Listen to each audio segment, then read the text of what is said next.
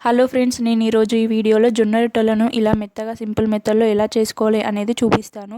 ముందుగా జొన్న రొట్టెలను చేసుకోవడానికి ఒక గిన్నెలో వాటర్ పోసుకొని గ్యాస్ పైన పెట్టి ఇలా నీళ్లు మరిగే వరకు ఉంచుకోవాలి. తర్వాత గ్యాస్ ఆఫ్ చేసి ఇంకొక గిన్నెలోకి నేను 2 కప్పుల జొన్న పిండిని అయితే తీసుకుంటున్నాను. ఇలా తీసుకున్న తర్వాత ఇందాక గ్యాస్ పైన వేడి చేసుకున్న నీళ్ళు ఉంటాయి కదా, ఆ నీళ్ళు ఇందులో పోస్తూ కొన్నిగా పోస్తూ ఇట్లా గరిటెతో కలుపుకోవాలి. అప్పుడే చేతితోటి కలుపుకుంటే బాగా వేడిగా ఉంటుంది కదా, చేయి కాలిపోతుంది. ఇలా వాటర్ పోస్తూ కలుపుకుంటూ ఉండాలి. కొంచెం చల్లబడ్డాక చేతితోటి ఇలా పిండి కొంచెం చల్లారాక చేతితోటి గట్టిగా కలుపుకోవాలి. కలుపుకున్న తర్వాత ఒకవేళ పిండి మీకు పలచగా అనిపిస్తే ఇంకా కొంచెం పిండిని యాడ్ చేయండి. ఒకవేళ గట్టిగా అనిపించింది అనుకోండి, ఇంకా కొన్ని వాటర్ యాడ్ చేసుకోండి. ఎందుకంటే ఎక్కువ మెత్తగా అయిందనుకో రొట్టెలు కొట్టేటప్పుడు మొత్తం పిండి చేతికి అతుకబోతుంది, రొట్టెలు అనేవి బాగా రావు. ఒకవేళ గట్టిగా అయిందనుకో కొట్టడానికి కష్టమవుతుంది. సో మీరు ఇలా మీడియంలో ఉండేటట్టు మంచిగా కలుపుకోండి. ఇలా మంచిగా కలుపుకున్న పిండిని ఇలా ముద్దలుగా చేసి పక్కన పెట్టుకోండి. తర్వాత స్టవ్ ఆన్ చేసి స్టవ్ పైన పెంక పెట్టండి.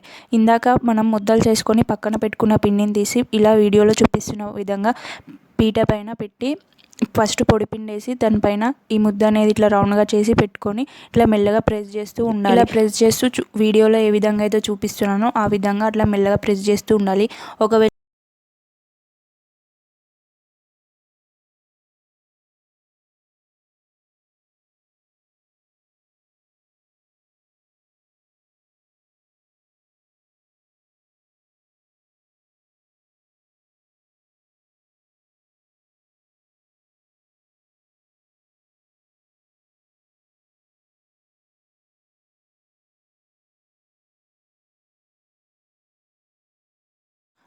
ఇలా ప్రెస్ చేస్తూ వీడియోలో ఏ విధంగా అయితే చూపిస్తున్నానో ఆ విధంగా అట్లా మెల్లగా ప్రెస్ చేస్తూ ఉండాలి.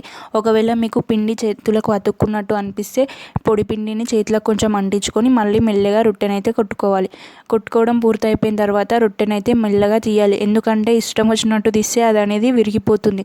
సో కాబట్టి మెల్లగా తీయాలి. తీసిన తర్వాత పెంక మీద వేయాలి. అది కొద్దిసేపు 1 మినిట్ ఉంచిన తర్వాత అది కొంచెం కాలుతుంది. రొట్టెని ఒక 1 మినిట్ అలా ఉంచిన తర్వాత రొట్టె కాలుతుంది కదా, దానిపైన కొద్దిగా వాటర్ పోసి ఇలా చేతితోటి వీడియోలో చూపిస్తున్న విధంగా అనాలి.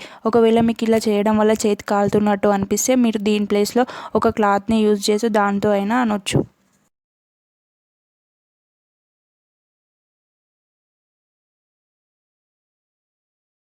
తరువాత రొట్టెని తీసి రివర్స్లో వేయండి. ఇలా 2 వైపులా రొట్టెను బాగా కాల్చుకున్న తర్వాత తీసి పక్కన పెట్టండి. ఇంతే అండి, సింపుల్. మీరు కూడా ట్రై చేసి ఎలా వచ్చింది అనేది కామెంట్ చేయండి. ఈ వీడియో కనుక మీకు నచ్చినట్లయితే ఈ వీడియోని లైక్ చేసి ఛానల్ని సబ్స్క్రైబ్ చేసుకోండి.